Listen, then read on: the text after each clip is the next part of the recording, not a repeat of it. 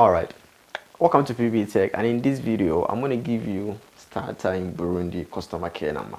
So if you're having some difficulties on your StarTimes decoder, or you're about to activate a new StarTimes decoder and you would like to contact the customer care representative for them to help you out, the customer care number will be on your screen, will be highlighted on your screen shortly. But all you have to do is to pick up your remote and then check it from the menu.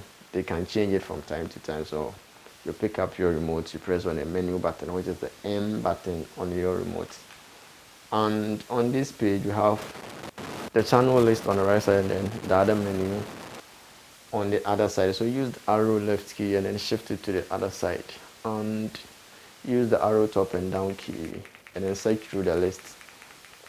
You put it on self-service and you press OK on it. So on this page, the self-service page, you come down to the last option, which is contact us, and you press OK on it.